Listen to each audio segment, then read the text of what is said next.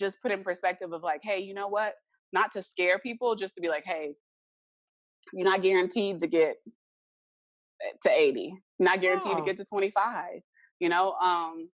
And so really just to put it in perspective of like, hey, nothing is guaranteed, but that you've been born and that you will die.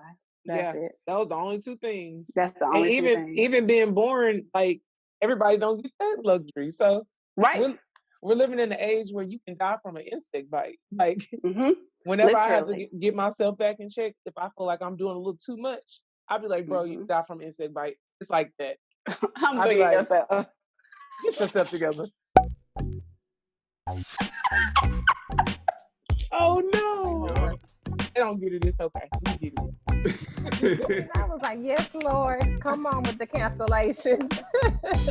Whew, we going in it. Now let's get it. You know, I don't know if you know this, but I'm black. Am I good? You know, He's with the best of them. And he's one of my favorite men to ever emphasize. That entrance sounds like much more than who I actually am. When you're younger, you think you have so much time. You think that you Hmm. just like, I'm young, it's YOLO, whatever, like I'm Right. gonna do whatever. But you really don't know. Like your assignment may be from birth to 17, or it might be from No, birth to that 12. You that don't is know. really real. And I think the sooner, especially young people, the sooner you can realize that, the better. Hmm. Sometimes, unfortunately, realizing it takes some unfortunate, events. I mean, I remember being 6 and my little cousin passed away. He was 2, and that was like my first like, oh wow, kids die, Yeah. because Yeah. I just thought at 6, I just thought like, oh, you grow up, you get older, and then you old, you might get sick, and you pass away, and I was like, oh, kids can die, Yeah. and then in middle school, I mean, I lived in a small town, but it was like tragedy. What happened, like on the way to school one day, this kid, his sister was driving, they had a wreck, he was ejected from the car, passed away. Wow. Then I had a friend. We ate lunch together every single day in high school. Ate lunch together. We went to track meet together because in the varsity would go. We'd be at the same place. Had a basketball tournament in December. We were out for break. Had a basketball tournament. Collapsed on the court. Went into cardiac arrest. Passed away. No warning. No deathbed. That's why I say if you get a chance to be on your deathbed, because sometimes you don't even get that chance. No warning. No nothing. And so I think for me, it always made me realize when my cousin passed away, he had gotten sick all of a sudden out of nowhere and the doctors didn't do what they should do. And they were like, oh, it's fine, it's nothing. And then he passed away. And then, the car wreck happened and I was like, ooh, sudden. And Yeah. then when my friend Larry passed away, I was like, ooh, sudden. And it really just made me realize like, it's no guarantee that you get a, hey, you know what, things are looking bleak, we should all come together. It's no guarantee that you get that option, that Yeah. opportunity. And, when I was living in Fort Worth, I moved out here in 2015. In 2014, my Meemaw passed away unexpectedly. Sid was watching TV and was like, "Oh, my chest. She said, I think my pacemaker is acting up. Call 911." Collapse, passed away. No Wow. warning, no chance to say goodbye, no nothing. And so I think that to me has always made me be like, it just reiterated what I already knew. Like I could be here in the morning, and I ain't no chance I get to go to bed in the evening. Like Absolutely. so, to me, every moment I get, I'm trying to do as much as I can to be like, okay, well, let me have a good time. Let me do as much as I can while I can, right? Like, Yeah. I had a medical scare. I call my friend have a hashtag at medical mayhem, and Hmm. I went from like, oh, I feel fine. I had a surgery that I thought was a minor surgery, and the doctor ruptured my part of my intestine. Didn't know, and so Wow. I was saying like, hey, I'm having uh, a little discomfort. Like I'm hurting. Oh yeah, that's normal. That's normal. I'm like, okay. So I was like, okay, flew back here. I'm like, hey, I'm having pain. Oh yeah, it's fine. It's fine. And one day I was at work and all of a sudden I had these sharp pains. I don't want to say sharp pains. I mean like I've never been in labor, but I would almost feel like, I mean, just out of nowhere to the point that I guess I was like making a face and my supervisor was like, are you okay? And I was like, no, I'm hurting. I Mm. was like, I'm in pain. I was like, I never use that word. I was like, I'm in pain. So he was like, I think you should go home. And I was like, I can't even get up right now to go Wow. home. I was like, give me a minute. So I stayed at work, worked a couple more hours, and then finally I was like, okay, I'm gonna go home. Went home. And that was on a Friday. Felt a little better on Saturday, did whatever, felt dizzy on Sunday. Monday I went to an urgent care. They're like, oh, it's not, treating me like a statistic. You know, he said, I hope it's not. I said, I had a surgery a month ago. And he's like, oh, I hope it's not what I think it is, but I'm gonna check. So I was like, oh, dog, what you think it is? Like, you know, he said that like he thought I had stage 93 cancer. Like that's not, you know, he was like, I hope it's not what I think it is. You know. Yeah. So when he came back in the room, I was like, you know, what do you think it is? He was like, I'm gonna check you for pregnancy. Well, first of all, at that point I was a 30-year-old woman. Maybe I was 31. So I could be wanting to have kids. So for you to be like, I hope it's not what I think it is, already let me know how you view me right now. Yeah, anyways. Like already. So, and I said, well, one, I just had a surgery and I had a myomectomy. So I was like, so I can tell you right now that it's not pregnancy. Like, yeah, I can assure you it's not pregnancy. He's like, no, I'm going to check you for that. So I'm like, okay, well, why are we wasting our time here? Because at this point, I'm so dizzy. The nurse had to be like, hold on, we can't take you. Like, I'm dizzy. I'm like, something is off. So he's like, I'm going to give you antibiotic. Then you got a urinary tract infection. I'm like, what? How you get that? He's like, yeah, so I think you should go to the emergency room and get a pregnancy test at the hospital. So I was like, why would I do that? He was like, well, this one came back negative, but they can do a blood test. And I was like, so why wouldn't I just go to the doctor and then sit in the emergency room in November during flu season? And I was like, no. So I came home Tuesday, Wednesday, Thursday night into Friday was so bad that I remember I was like, I can't make another night like this. So Friday, so my neighbors, thankfully I had good neighbors. I met good neighbors. And my neighbor had my dog, and I was like, you know what? I was like, I decided I'm gonna take myself to. I've never been to emergency room before. I was like, but I need to go to emergency room. Mm-hmm. And so she didn't even ask me, when are you going? She said, what time you want me to be there? I'll come pick you up. Mm-hmm. So I was like, well, let me take a shower and try to brush my hair, which is so sad because I was like, as a Black woman, I know if I come in here looking like what I look like now, I've just been laying here for days. I was like, let me try to take a shower and get up and try to brush my hair back, at least like look as decent as I can before I go in here. So she's like, okay. So I take a shower and I get up. And then once I get up and we start going to the car, I mean, I can't really stand up straight, but I don't feel too bad. She's like, how are you? And I'm like, actually, this is the most okay I've been. So she's like, okay, Katrina, I got there and it's packed in there. So I'm like, dang. So the lady's like, okay, we're going to get you in. They're real efficient. I went to this hospital. I was good. So they're like, okay, we're going to take your temperature. They're like, are we going to bring you back in triage? I'm like, oh, that's quick. Like, I didn't sit there 5 minutes. I'm like, okay. Mm-hmm. So I'm like, oh, you want me to go back out? She was like, no, I'm taking you in a room. I'm like, oh, this is, okay, Lord, you looking out. You know, like, you looking out. We get in the room. And she says, you know what? We want to double check your temperature because the temperature said your temperature is 101. And for an adult, you know, it's a little high. We want to make sure. Temperature was now 102, over 102. Wow. So they're like, okay, something's happening. So they're like, first we're gonna hook you up to IV, blah, blah, blah. So they're trying to stick me. I'm like, okay. At this point, because I had been feeling so bad, I haven't really eaten. I haven't really drinking. So they're like, oh, we can't get anything. They stuck me 13 times, 13 different places we trying. So I'm like, I said, I'm not trying to be rude. You know, I was like, but y'all sticking me, like, you know, can you get somebody who's really good at this? And I was like, not saying nobody else is not really good at this, but I'm like, since I'm probably dehydrated, like somebody in these situations. And I was like, I'm not trying to be difficult. Like, I start having bad chills. My heart rate drops. I go into septic shock. So I go into septic shock. And at that point, your top number on your blood pressure, I think, is your systolic number. Mm-hmm. Mine won't go over 70. Wow. So the machine is beeping. So at this point, I text my parents. I had been telling them I wasn't feeling well. And so I text our parents and I'm like, hey, my neighbor's texting them. So then they're like, oh, you know what? We think we see an abscess. I'm like, an abscess? They're like, yeah. I'm like, where? And like, in the abdomen. I'm like, oh, in my body. Because I take a CT scan, I do an ultrasound, something like that. So they're like, oh, we're going to admit you. But she said it real cool. So I was like, I ain't never been to the hospital before. I was like, that means you're about to keep me here. Yeah, pretty much. Like, so I was like, that's right. And she was like, yes. So I'm like, okay. So I'm texting my parents. So I remember my dad said, do you think we should come? He said, do you want us to come? And at that point, I knew something was going on. I mean, I started having chills so bad. I was like, am I having a seizure? I was like, something is happening. So I said, if you can get here, you may need to come. And he was like, you said that so calm. He was like, I knew then that you meant like something was wrong. So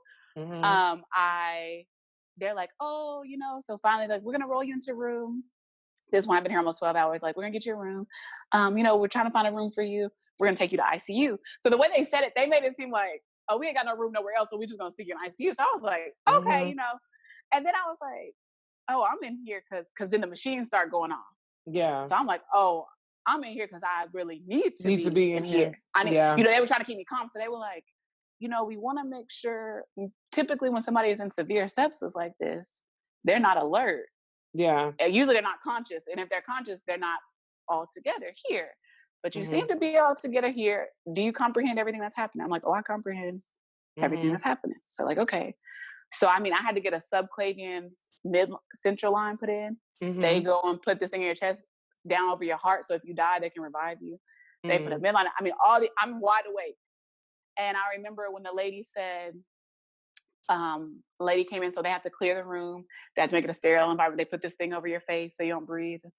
And when she got ready to stitch me up, I could feel every time the needle would go in, and I could feel her pulling through. And I was like, oh. But they kept saying, you can scream, you can scream. And I'm just not a screamer. You know, I was like, oh, it's okay. When I'm quiet, that's when you know, oh, she didn't pay me. So I was like, oh, I don't need to scream. My ICU nurse was like, you can hold my hand. So I was like, I'll hold your hand. So when they pulled the sheet back, it was blood everywhere. And I said, oh my gosh.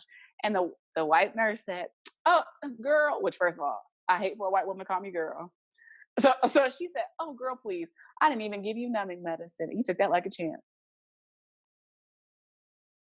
But why would you not give? Why would you not? And so, you know, that's why I feel like people, you know, when I say listen to your spirit, you also got to know, I think, especially Black women, anybody listening, doctors, we've been taught like we don't question authority, and doctors are professionals. They know these things. Doctors know studies and they know what they've seen, but you know your body. Yeah. Can't nobody tell you about your body like you can tell you about your body. Absolutely. And so the whole reason I even went to surgery was because I was saying, you know, something is off. Like my periods are just heavy. And they were like, oh, are you having pain? And I was like, no. Are you having extended periods? I was like, no. And they're like, oh yeah, it's just, you're almost 30 and your hormones are changing and blah, blah, blah. We're just going to put you on birth control. And I was like, you know, that just, okay. So I tried that. Then I was like, I'm just not quite settled that that's what this is. That's like, it. oh yeah. Yeah. And so it got to the point where I had to start regulating, where I was like, this is what I want. I had to research where I was like, I want an ultrasound and I wanted this. And they were like, oh no. So I had to pay, it cost me thousands, and I mean tens of thousands of dollars out of my pocket to do it because my doctor didn't recommend me. So it was like I was just going on my own will. I didn't have a specialist recommendation, or, you know, they didn't refer me. And so turns out I had a whole fibroid. Wow. That was, and just one, which was weird. Usually I have multiple, had one, and it was totally inside the womb. And at that point had gotten up to over 7 centimeters, which is bigger than your uterus even is. And so I was like so frustrated because I had the surgery in September, the end of September. And then here I was in November having emergency surgery. Like that was bad enough. For a year, I've been trying to get somebody to listen to me and be like, hey, I'm not crazy. That's Something's crazy. going on. And then I had this surgery, now almost die. And I remember it got to the point where I was in the room and they were like, we're going to have to do emergency surgery. It's going to take 2 teams. So they introduced the 2 teams, and the guy was like, I'm going to check your stomach. And he thumped it to see if there was retention. But because it was so hurting, he didn't warn me. And so I was like, ow, that was the first time. And he was like, and I saw he had like this look of disgust on his face. And he was like, okay, I'll just be back. And so I remember there was a Black doctor, and she came and she's like, oh, I'm working. And I said, are you going to be in the room when I go into surgery? And she was like, oh, you know, it'll be 2 teams. And I was like, but are you going to be in that room? And she was like, yes. And I said, okay, that's all I need to know. And I think then she got she was like, okay. And I was like, that's what because they were like, you know, if we get in here and it's bad, we'll have to take your ovaries. And I was like, but you don't take my ovaries unless you know without a shadow of a doubt is to save my life that you got to take them. Exactly. Don't make that decision for me. Don't you do it. And so I was like, because he's like, you have to sign the paper saying that we can do it. And I was like, you can only do it if there's no other option. Don't you let me wake up and you were like, well, we could have done this, what we thought was best. Like, you got to tell me that that's the only option. And so I, you know, when the Black doctor, I was like, are you going to be in there? And she was like, yes. And I was like, okay. And so I had to sign the papers, like, if you die, like, because at that point, nobody legally who could make decisions for me It's or there. my body was there. My parents were trying to get there. So, you know, I signed the paperwork.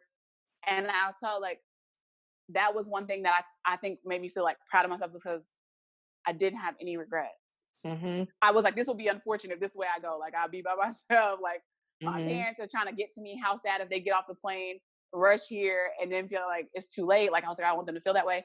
But I remember when I was getting ready to roll in and I had my cell phone and I was battling between, do I text my friends and family just to be like, hey, I love you. Like, I don't know if things are really touch and go. Or is that more damaging because somebody might not see the text until later and then be like, oh, I wish I would have texted her. You know, like the what ifs, like, you know, is this? Yeah. And I was like, you know what? And I opted out of it because I was like, my parents, if they get off the plane and they see this might really spiral them. And I was like, I won't do it. But I had peace with like, if this is it and I don't get another day besides today, I feel like I've done all I can. Mm-hmm. I've had good times. I feel like I've done right by people.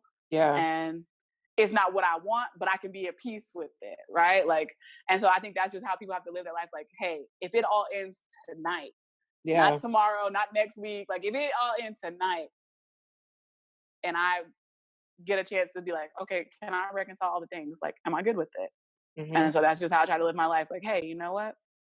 I'm good with how I've treated people.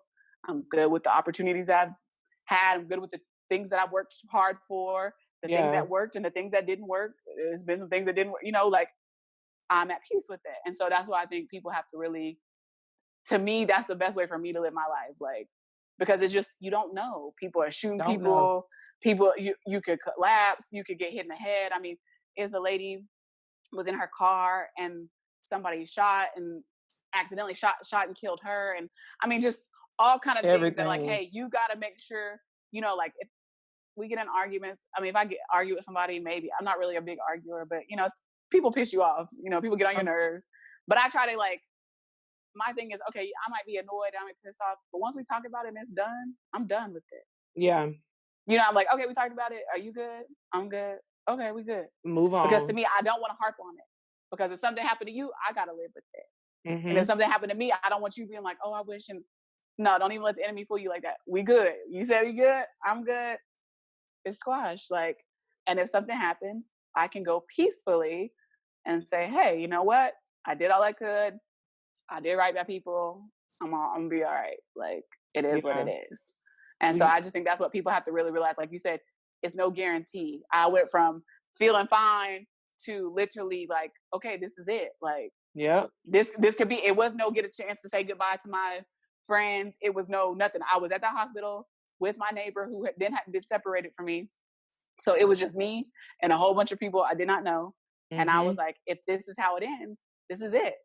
I don't have my phone to be like, hey, I love you. Like, I can't FaceTime all the people. Like, this is it. Yeah. And so I think that's what you got to really do. Like, hey, live my life. So if it's a wrap today, if I walk, you know, I think we take for granted, like we leave, we expect to come back home. So I'm like, if I leave this house today and I don't come back, I can be like, hey, I've done what I can in the time that I've had. Absolutely. Right. Whenever I leave the house, I always ask God, I say, get us to our destination and back safely without interruption. Mm-hmm. And I'm so like, I'm focused on the fact that I know that I could not make it. Yes. I am a Black woman. And because it'll humble you, you be like, you know what? Because people are like, oh, that's really morbid thought. I'm like, but it's very humbling because then it changed your perspective of how I interact with you, how I move with you. Because I'd be like, hey, I see you, like I love you, cool, see you later. Because I know if that, because I think also like, and that's a big thing for me is making memories. When I say I'm a celebration queen, because I always celebrate anything. Yeah. I would not make a good Jehovah's Witness at all because I'm like, listen, we're going to celebrate this, we're going to celebrate that. Everything. Because I think people have to realize there will be a day when memories is all you're going to have. Yeah. Pictures and memories. That's it. Yeah. And so, you know, when my Mima passed away, she passed away suddenly. And I mean, when you talk about like almost felt physically hurt, like, I mean, broke, you know, hurt. And I think one of the things I struggled with was when the way it happened was like she fell out, and my grandparents live on some property near my parents. So when you pull into my parents' driveway, you can look over and see there. So I had taken a late lunch. I was doing a fast, and I just couldn't eat until 2:00. So I called my mom, and she was talking. And then we were talking, and she was like, "Oh my goodness." And I was like, "What's wrong?" And she was like, "It's an ambulance next door." And I was like, "An ambulance?" And I was like, "Well, go over there and see what's wrong and let me know." And she was like, "Okay." So at that point, I was going back to work. I had taken a late lunch because I couldn't eat till 2:00 or 3:00. So I was like taking a late lunch, and I got back to lunch, and I went in my office, and I remember I sat there for like 10 minutes, and I didn't do anything. And so somebody came in my office, asked me for something. They're like, "Are you okay?" And I was like, "No." It's like, I was like, "Mommy, there's a ambulance over there, so I'm waiting to see." And they're like, "Oh, I'm sure she's fine," trying to. I was like, "Maybe." And so I remember I was waiting, and I waited about 10, 15 minutes. I don't even know if I made 15. And I was like, I went in the office to my supervisor, and I was like, "I gotta go." And she was like, "Oh no, something happened." And I was like, "Nobody called me back yet," but I was like, I gotta go." And I remember she was like, "Oh, okay, you go ahead, it's no worries." And when I left, and she said, "Okay, well, just let me know. I know East Texas is a little far. Let me know about tomorrow if you want to stay home and you can't come." And I was like, "I don't know when I'll be back." And I just remember when I said that, she was like, "Excuse me," and I was like, "I just don't know," like, because I knew something. I was like, something is off. If something is off, I might be gone for 2-3 days. Like, I may blow all my vacation. I don't know. And so I left, and I remember when I was praying, and I was like, "Lord, I'm not even gonna pray for you to be like, spare her life for forever." I was like, all I do ask is if you spare her long enough for me to get home and just to see her, talk, let her know I was there, even if she's not conscious. I know she can still hear me. Just let me get there and have that moment with her while she's still on this side to say like, "Hey, I love," And I didn't even get on. I was on the ramp to get on 20, and my mom was like, "She didn't make it." And I remember, for a long time, me and God, I had a rough spot spiritually, because I remember being like, "God, I didn't even ask." Like, most people be like, "Oh, save them." And I was like, I was like, "Okay, if it's the time, can you just let me have a good," I was like, I wasn't even asking for extra conversations. I wasn't asking. I was like, really, I was really upset. I was like, you didn't even let me get a chance to say goodbye. I didn't get to do all these things. And, she was like my mom, and, all these things. And then I remember the next day I got home, my dad was talking, and I was like, I just feel cheated. And I was like, I feel like God cheated me. Like, that's all I wanted was just to have a moment. Like, I wasn't asking for anything else. Like, he got the power to do everything. That seems pretty simple. Like, let me have this moment. And my dad was like, I felt the same way. He was like, "But she was never ours." And I was like, ooh, humble. And he was like, "So it really don't matter." And he was like, "She wasn't ours." And then I just started to think about like all the times that I've lost people, and coming from a big family, people lose people and you lose friends. And I was like, that's true. Like, all we get to do is experience people, but they are not ours. They are not. But that's how I had felt. Like, oh, that's my, that's everything, right? And then he was like, "But she was never out." He was like, "She was never ours to keep. Like, we just got that time." And then I had to be like, transition. I mean, I still, and don't get me wrong, it didn't transition that quick. It made sense mentally. Emotionally, I still had to struggle with God. I was like, "God, come on, like, right, you can do me no better than that." Like, like. And so, but I think also in my talking about unlearning things and learning new things, I really learned, in my opinion, because I'm no theologian, I don't see a problem with us questioning God. But when I grew up, it was like, we don't question God. But I'm like, if I don't question God in my relationship with God, how can I learn from God? Exactly. So like I did, I questioned God. And then at that point, I was still kind of on the brink of that, but I remember feeling kind of guilty, like I shouldn't be questioning God. And then I was like, but you know what? How can I have a relationship with anybody that is a true bond and relationship if I never question anything? Yeah. And I just do whatever. I'm like, I cannot have. And so I think that's something I think people, especially young people, live like, it's okay to question God. Like the old saints, they'll say, don't question God. His ways are perfect. And all of, and not only that, no, it's a conversation. It's conversation. Not only that, that it's okay to say, people are like, "Oh, you shouldn't be mad at God." I'm like, I don't. That's a human reaction, and God knows you're human. So it's times where I'd be like, "God, I'm mad. Like, I feel like you played me." Right. And I come back humble later, but it's times where I just have to say it. Like, I feel played. Like, I feel like I try to do all the things. Then you go through the list. I try to do all the things. And so it just doesn't matter. But we're not punished by our good deeds, though. And we're not punished by our bad ones all the time. Because if that's the case, we don't deserve half the stuff. You know, people are like, oh, when I get, but that's not true. I wouldn't Because be I'm here. like, it's a lot of stuff. It's a lot of stuff. So I'm like, you know, so it works both ways. And so I really had to be like, okay, come around and be like, all right, Lord, like, okay, it was your will. And then I had to look at other things and say, well, you know what? I'm glad she didn't suffer. Yeah. She didn't suffer. Perspective. You know, she would have rather had that way. And then I had to also think about, if I know her truly, would she have even wanted me to come be at her bedside like that? Yeah. And so my thing was, if it came down to my wishes over her wishes, and that was gonna make her more peaceful, give her wishes. So, you know, I had to really think like, okay, would giving me what I wanted have gone against what she would have wanted for her grandkids? Be like, I don't want them to see, you know, like see me like that or whatever. So, but that again took time. So I don't want nobody to feel like, well, I'm in this place and I don't feel that. I didn't feel that for a while. Yeah. You know, I was just like, God, you know, this how you gonna do me? And then also I think sometimes bad things happen and people be like, oh, that's God's will. And I'm like, but there's good and evil. Yeah. And so sometimes things happen and God allows them to happen, but I don't know that I necessarily believe all of it is God's will. No. You know, and so I think people quickly will be like, oh, well, this happened, so and so was killed, but it's God's will. And I'm like, I kind of don't quite agree with that, because I'm like, things happen, and that would be like you saying slavery is God's will. And that's like, so, you know, like God may not intervene in the way we want him to intervene because he allows things to happen. But that don't mean that it's necessarily his will. He knew it was going to happen. Mm-hmm. He may not intervene. So I think, you know, when people be like, oh, and I think that's another thing people have to do is like, when you want to, somebody's grieving or somebody's going through something, you know, you want to comfort them, but, you know, stick with the facts, you know, because people are like, oh, you know, this is how God wanted it. And I was like, I really just struggled because I was like, okay, you know, I don't have the energy to go back and forth with you, but like, okay, you know, like, thank you for coming, you know, because you don't want to seem rude, but I'm like, I don't agree with that. Like, I just think things happen. Mm-hmm.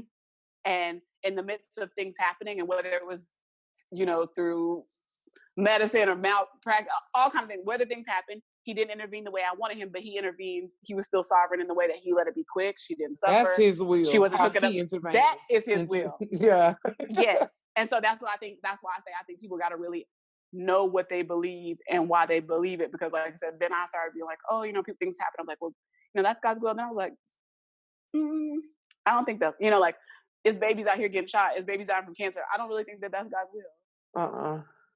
Nah. But I think he knows it's going to happen and he works in on other ways. But I don't think that that's like, oh, God was like, oh, these suffer the little children. You know, like, I don't. So that's why I think, you know, people really got to know what they believe and why they believe what they believe. Mm-hmm. So that way, in moments like that, you're not putting salt in the wound when you're trying to really help somebody. But being like, oh, this is God's will. So, you know, it's God's will. You should be glad about it. I'm like, no, I don't have to be.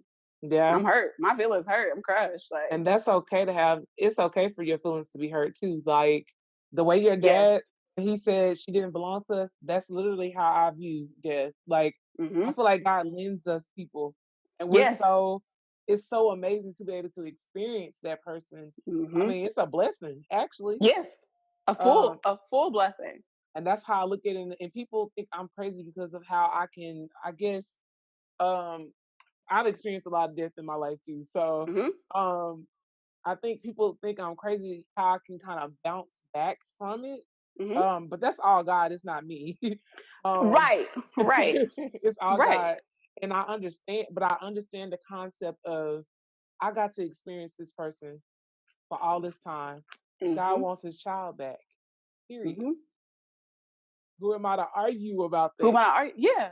So I mean, that's I think people, when they like and even then, you know, when Nipsey Hussle passed away, when Lauren, I read something and Lauren was like, you know, I'm so glad I got to experience it. And I was like, that's real, you know, like, because that's the truth. And when you think about it in that way, people are like, oh, that's morbid. No, it's not. It can be, but really you'd be like, hey, I know I'm trying to experience all the things I can experience with you.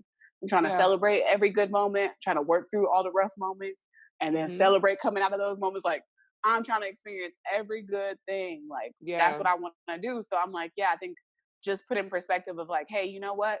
Not to scare people, just to be like, hey, you're not guaranteed to get to 80. You're not guaranteed to get to 25, you know? And so really just put it in perspective of like, hey, nothing is guaranteed, but that you've been born and that you will die. That's it. Those the only two things. That's the And only two things. even being born, like everybody don't get that luxury. So Right. we're living in an age where you can die from an insect bite. Like Mm-hmm. whenever I have to Literally. get myself back in check, if I feel like I'm doing a little too much, I'll be like, bro, you Mm-hmm. die from an insect bite. It's like that. Humble I'll be like, yourself. get yourself together. Like seriously. Humbled. For Yes. real. That's real. Yeah, I just like, so yeah, I think that is major key for me. Like that has helped me because like I said, it's an ongoing thing. It's not like, oh, I've got it down. Cause you know, last August, my uncle passed away unexpectedly. No warning, no nothing. I was crushed. Yeah. Mentally though, I was in a different space than what I was when my grandma, at that point, I was like, right, I got to experience him. I did kind of have an issue. I was like, oh, he's got, you know, he left a wife behind, a 10-year-old, a 12-year-old. Like, oh God, like, you know, like I felt for them. Yeah. But from my purpose, I was like, I'm hurting. But with him and with my Meemaw, the one thing, and I think also what people have to do is not to be selfish, but to give yourself insurance. As much as I was so hurt and so sad that my Meemaw passed away, I had so much peace because I didn't have a single regret. Exactly. She couldn't say I didn't call. She couldn't say I didn't check in on her. She couldn't be like, I wish, you know, she showed more. Like every opportunity I had, I took it. We made memories, we did other things. And so to me, that's why I think people, I'm like, you got to make the memories now because sometimes things happen and that'll be the only thing that give you peace. That's the only peace you got is that, hey, you know what? I ain't got no regret. Yep. You know, people be like, oh, I wish I would have called my grandma more. I wish I would have done more with my dad. I ain't have that regret. I was like, listen, she knew. Yeah. I told her, I showed her, I made the memories with her. Like I can say she ain't have to be ever questioned or get to the end and be like, oh, I wish I would have this. I wish. And so I was like, for that, I'm grateful. I ain't got to be tossing and turning at night. Like if I could go back. Yeah. You know, I don't have that. I don't even need to ask you if you knew then what you know now. Would you do anything different? You just answered that. Yeah. No, for real. Yeah, like, no, I mean, I was just like, okay, like, I felt at peace, but also it just was like a further reminder of like, hey, don't ever let up. Like last June, I flew to Texas and I had a friend, been my friend since I was 8 years old, and she was engaged. And so she was like, oh, I'm gonna have, you know, we kind of want to elope, but we're gonna have a reception, but I want you to be the maid of honor. You know that. So I'm like, okay. So I ended up saying, you know what? I'm gonna host an engagement party for you. Now, engagement parties traditionally, the parents host engagement parties, not the friends, no. But she was like, well, because we're not having the wedding, that kind of cancels out some of the people, and then we have this big reception. So, you know, maybe we can have. First, she wanted to have a big something, and I was like, hold on, no. So I was like, what if so what if we break it down? We have you an engagement party where you can invite people who won't be able to make it, maybe they'll get an invitation to everything, where they can still celebrate with you. And then you have a bridal shower for your mom and your aunt and your girls. And then you have a bachelorette party where you can do whatever you want to do and go from there. So she's like, okay. So decided to do that. I said, okay, we're going to have it in June. I find a venue. I book everything. I get decor. I do all the things. And I get home. And I decide, I fly to Texas on a Thursday. And the bridal shower the engagement party is going to be on a Saturday. So I get home and something was like, you know what, maybe you should just have like a little, but I tell you what, before I get home, like the week before, I'm like, maybe I should just have like a little kickback with my family. And so I'm like, well, looking at my schedule, I'm like, I get in on Wednesday night, Wednesday's out, because by the time I get from Dallas, and Thursday I need to pick up the linens. I'm like, it had to be Friday. So I said, you know what, I'm gonna have it on Friday. So I sent out the invite, we're gonna have a cookout, we're gonna have a get together. So my uncle, he's 44 years old, so we're closer in age where I feel like he was my uncle, but he's kind of like my friend. You know, we went through the progression. When I was young, he was in college, and then we kind of grew, and then we're like, okay, we're kind of on the same page, close to the same page now. So the day before, I'm at his house. I'm always at his house. He's like, yeah, you want to just have it here? He was like, you know, now they had built a house. He's like, we got an outdoor kitchen, outdoor living, the playhouse be on, the kids could be out, you know, we can sit outside, have it here. And I was like, well, you know, I don't want you to have to take on that, you know, my family's big, so I'm like, you host and you have to clean, you know. I'm like, he was like, no, it's fine. So I was like, okay, I guess we'll do that. So we do. So Then the linens fell through. All these things happened. So Friday, I ended up showing up late to the own party that I was trying to host. But he was like, I already got it together, got started. And so we do it.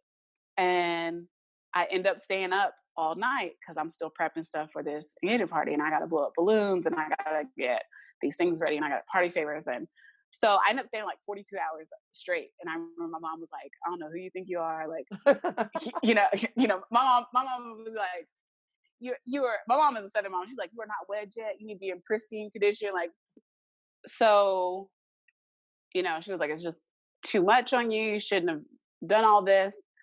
And so I came back to Texas in August. Mm-hmm. And I didn't go home because I did like a breast cancer seminar and I flew right back out. And I flew back out at 6:30 in the morning. And by the time I landed, my uncle got up in the morning to do something, collapsed, and had passed away just that quick in the flight from Dallas to DC. And so then I remember being like, I'm so glad. That's why you got to do what you want to do. It was on my heart to have a dinner in June. Yeah. We had a dinner, we laughed, we had a good time. That was the last time they all got together. And that was the last time I saw him. And so